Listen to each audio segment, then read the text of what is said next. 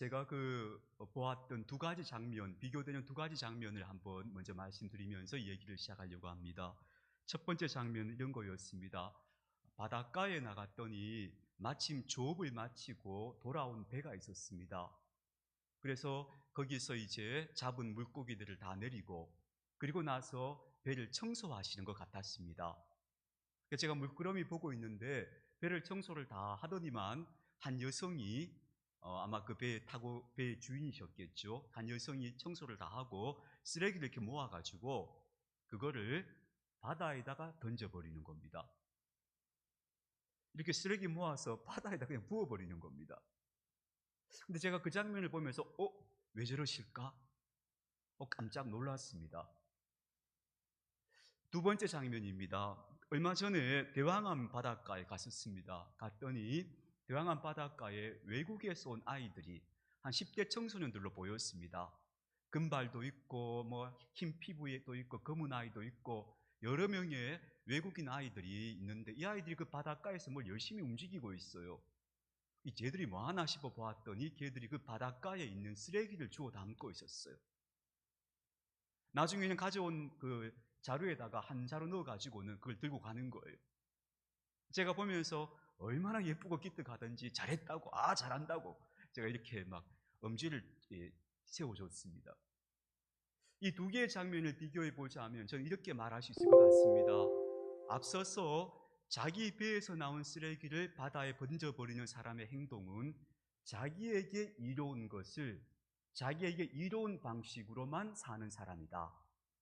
왜냐하면 그렇게 하면 일단 손쉽겠죠. 그리고 그 쓰레기 처리에 들어가는 비용도 줄일 수 있겠죠. 그러니까 이것은 자기의 이로움만 생각하는 사람, 다시 말해서 이를 따라가는 사람이다. 이렇게 규정할 수 있다면 바닷가에서 다른 사람이 버려놓은 쓰레기를 다 주워가는 아이들의 모습은 의를 따르는 삶이다. 이렇게 저는 구분할 수 있을 거라고 생각합니다. 그래서 제가 오늘 드리고 싶은 말씀이 뭐냐 하면요, 우리 그리스도인들은 어떤 삶을 살 것인가를 고민해야 한다. 우리는 정말 삶에 대해서 고민해야 합니다. 그리스도인들의 삶은 죽은 후의 천국, 그것이 전부가 아닙니다. 성경에서 천국에 대한 이야기는 극히 일부분입니다.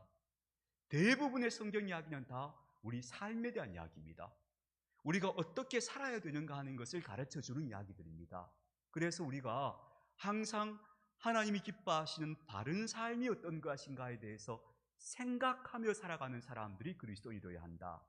그런 사람이 그리스도인이라고 말할 수 있다. 저는 그렇게 믿습니다. 그래서 오늘 이와 의의 삶에 대해서 여러분과 함께 이야기를 나누어 보려고 합니다. 좀 사족 같습니다만 앞서 말씀드린 것처럼 그렇게 바다에 버려지는 쓰레기 중에 대부분이 뭐냐 하면요, 고기 잡을 때 썼던 어구들, 그물이라거나 여러 가지 그런 기구들이 있을 거 아니에요. 그런 것들이 낡아지면 바다에 그냥 다 버린다는 거예요. 그래서 바다 밑에 들어가 보면 대부분의 쓰레기가 다 그런 것들이라 그래요. 이게 너무나 안타깝지 않습니까? 왜냐하면 바다에서 고기를 잡아서 먹고 사는 사람들이 바다를 그렇게 죽이고 있는 거예요.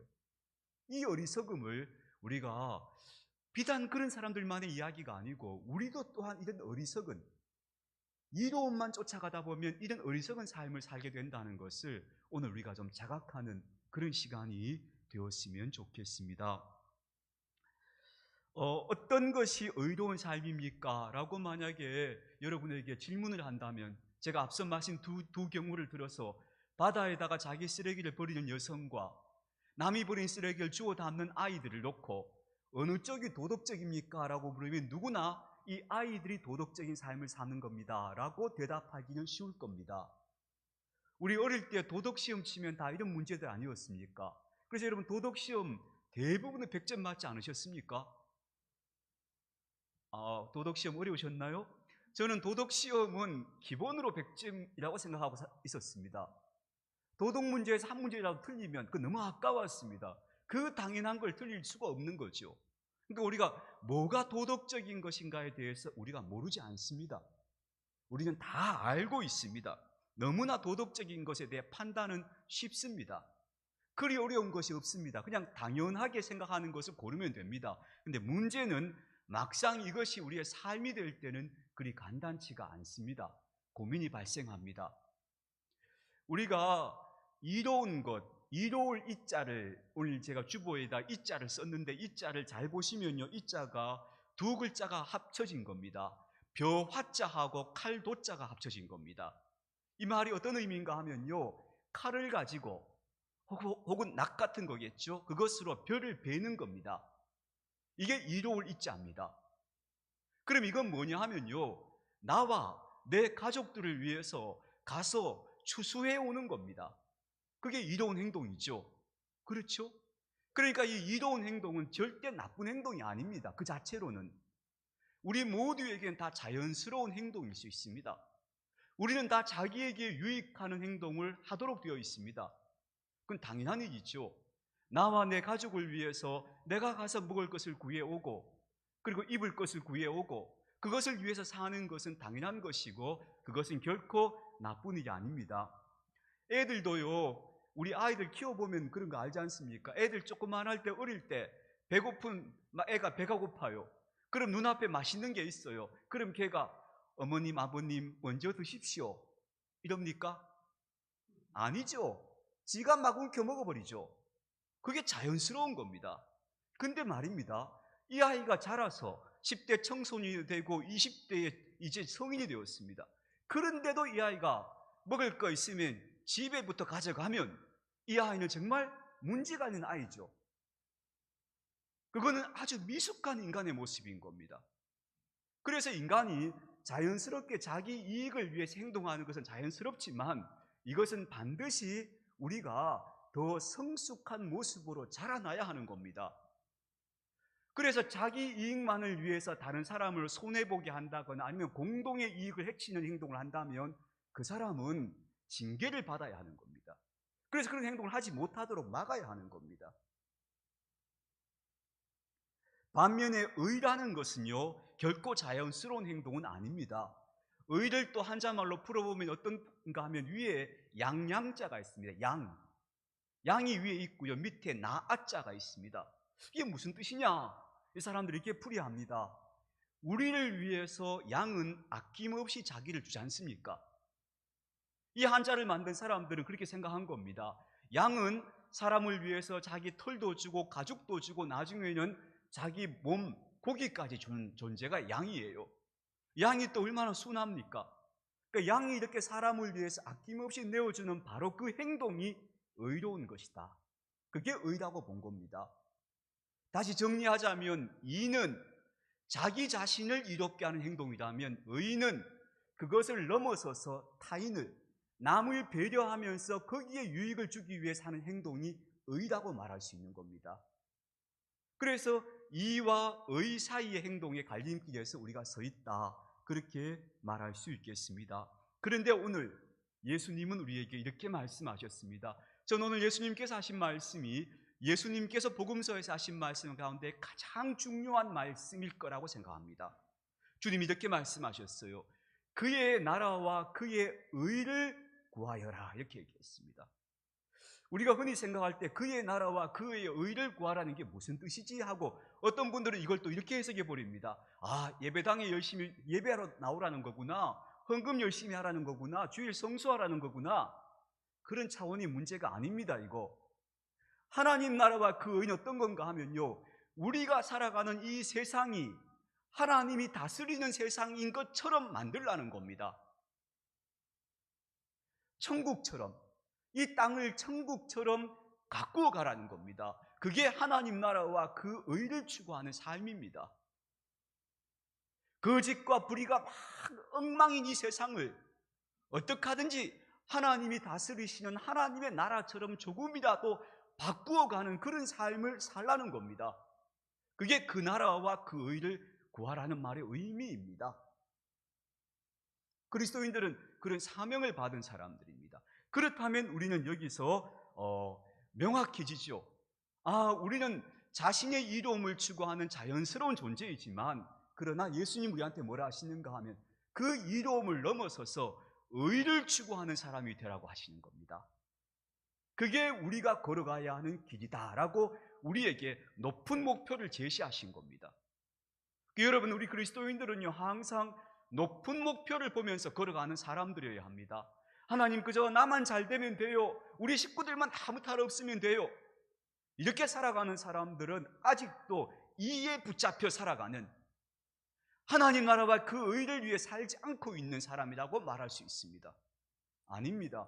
그걸 넘어서서 하나님, 저도 잘 돼야 되고 우리 식구들도 잘 돼야 되지만 이 세상이 좀 잘 돼야 돼요. 모두가 잘 돼야 돼요, 하나님. 이렇게 말할 수 있는 사람들이 의를 추구하는 사람인 겁니다.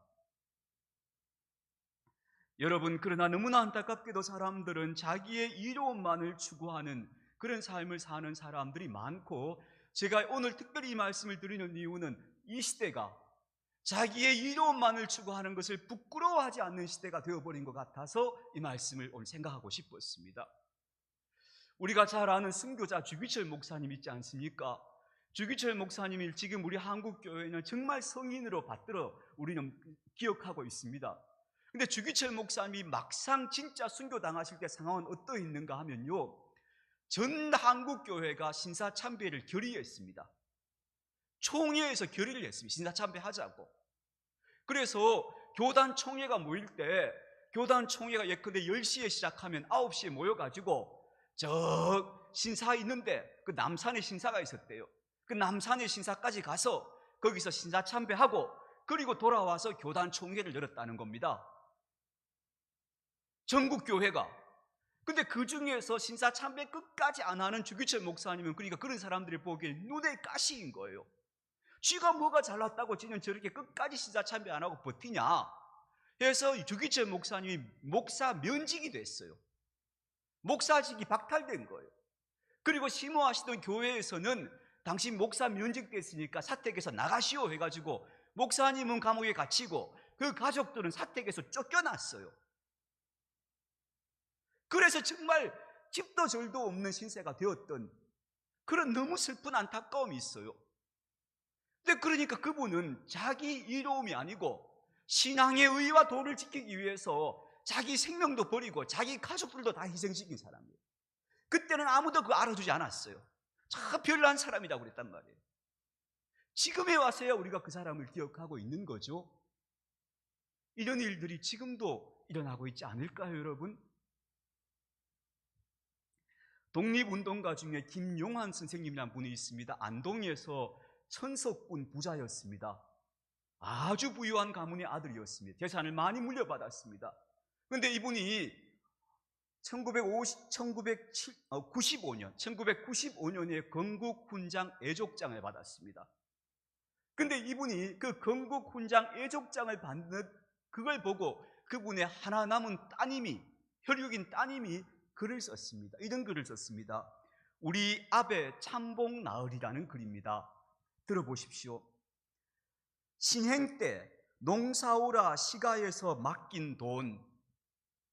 그러니까 이분이 신행을 가면 신부가 농을 사가는, 농을 만들어 갔다는 거예요, 옛날에는.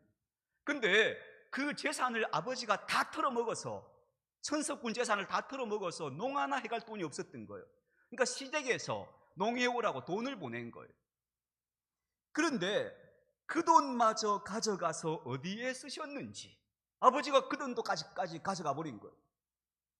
우리 아베 기다리며 신행날 늦추다가 큰엄에 쓰던 헌농 신행길에 싣고 가니 주위에서 쑥덕쑥덕.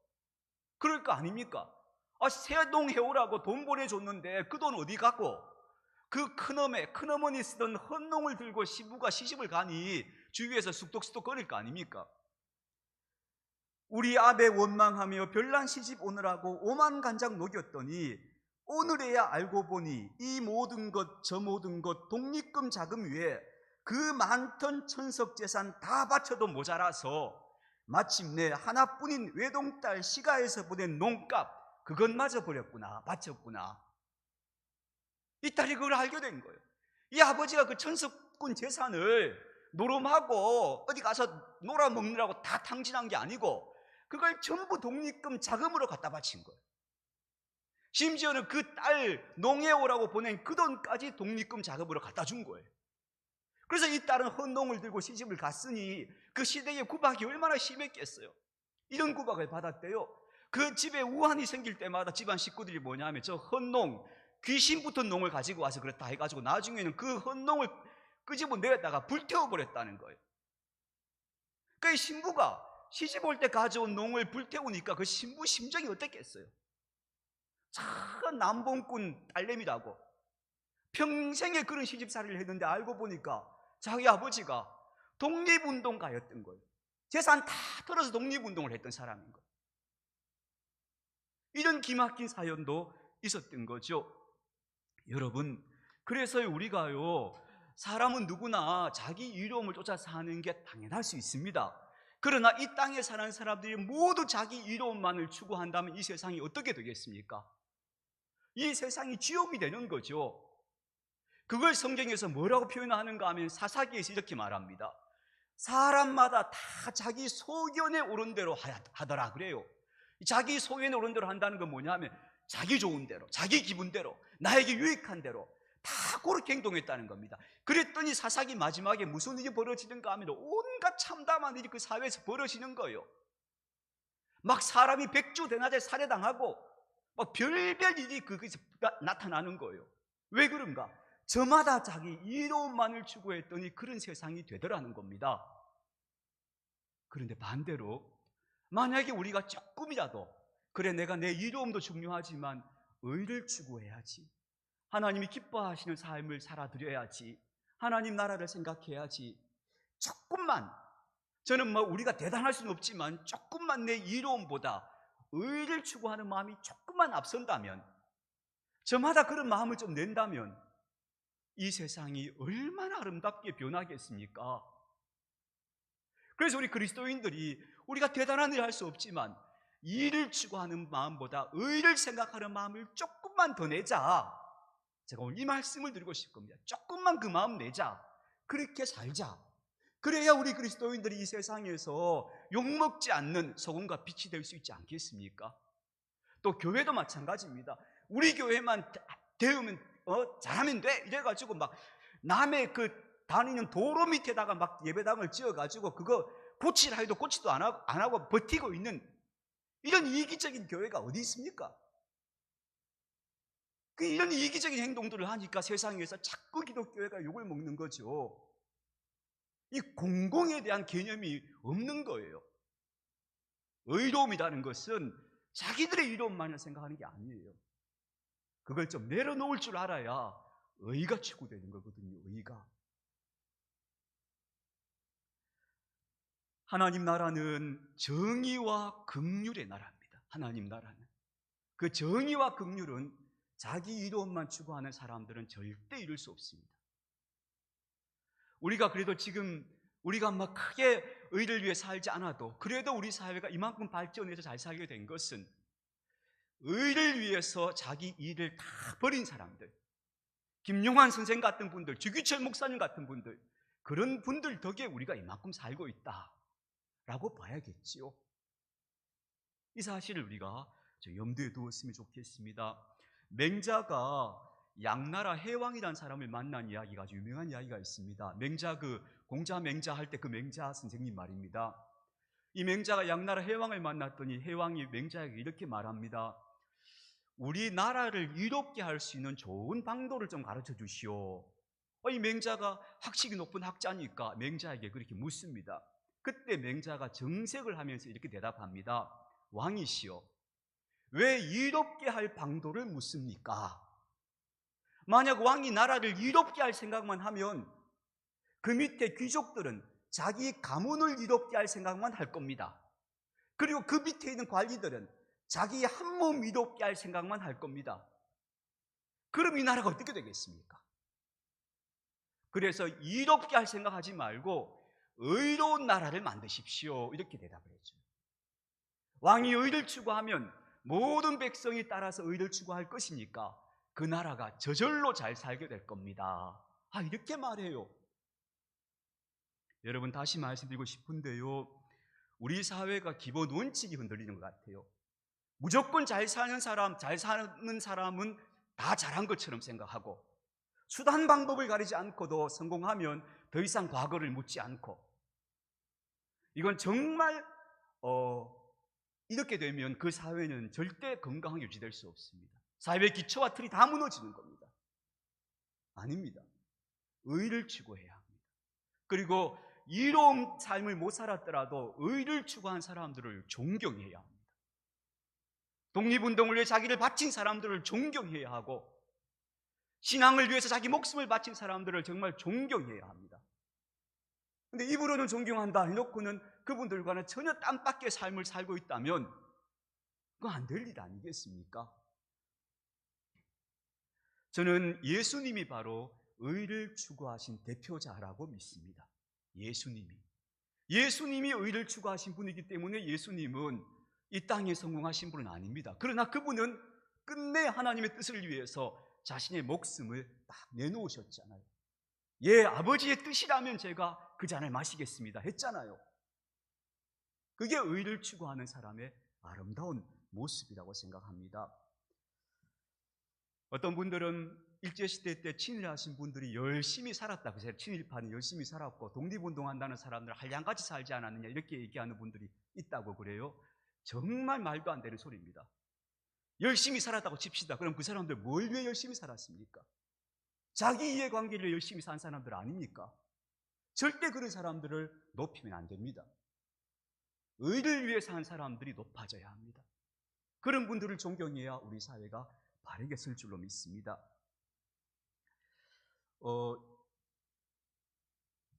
제가 그 동구청 앞에 예전에 이렇게 지나가는데 보니까 이게 구청에서 화단을 조성해서 철마다 이렇게 예쁜 꽃을 심어 놓지 않습니까?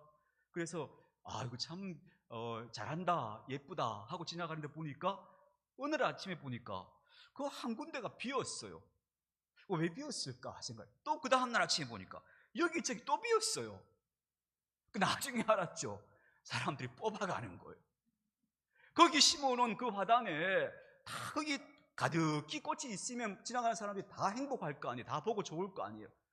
근데 그걸 뽑아가서 우리 집에 갖다서 내가 좀 즐기겠다고 그걸 밤중에 뽑아가는지 새벽에 뽑아가니까 나중에 움푹움푹 다 뽑혀가가지고 형편없이 돼버리는 거예요. 여러분, 나 하나 이기적으로 살면 세상 사람들은 다 착하게 살고 나 하나 이기적으로 살면 내가 1등 됩니다. 맞죠? 분명히 그 사람 1등 됩니다. 근데 세상 안 그렇습니다. 내가 이기적으로 살기 시작하면 딴 사람들 다 이기적으로 살기 시작합니다. 그럼 그때부터는 전쟁터가 됩니다. 이 세상 정말 힘들어집니다. 더 힘들어집니다. 그래서 나부터 의롭게 살자 하면 내 옆에 있는 사람도 부끄러워서라도 의롭게 살 거고, 의롭게 살려고 하는 사람들이 많아질수록 우리는 더 좋은 세상에 살게 됩니다. 그래서 예수님께서 그의 나라와 그의 의를 구하면 이 모든 것을 너희에게 더하시리란 말씀이 저는 그 말씀이라고 믿습니다. 의를 추구하고 살면 오히려 더 잘 살게 된다. 이거 우리 믿어야 됩니다. 그리스도인들이 뭘 믿어야 되는가 하면 진리대로 살면 잘 살게 된다. 이거 믿어야 됩니다. 이걸 못 믿고 주실 줄 믿습니다. 주실 줄 믿습니다. 그거는 자기 확신, 자기가 불어넣는 주술적 확신에 불과해요. 그런 거 말고 진리대로 살면 더 잘 되고 진리대로 살면 하나님이 복 주실 줄 믿습니다. 이 믿음이 있어야 합니다. 우리 그리스도인들. 그래서 마무리는 이렇게 합시다. 우리는 누구나 자연스럽게 자기 이로움을 추구할 수밖에 없는 인간이지만 조금 넘어서서 함께 잘 살 수 없을까? 공동의 선을 생각하고, 그리고 나만 좋자고 다른 사람들을 불편하게 하는 일 하지 말자. 적어도 이 정도만 생각해도 우리가 하나님 나라와 그 의에 조금 더 가까워진다고 말할 수 있겠습니다. 저와 여러분이 또 이 땅의 모든 그리스도인들이 그렇게 좀 의를 앞세우는 사람들로 살아가는 그런 우리가 되었으면 좋겠습니다.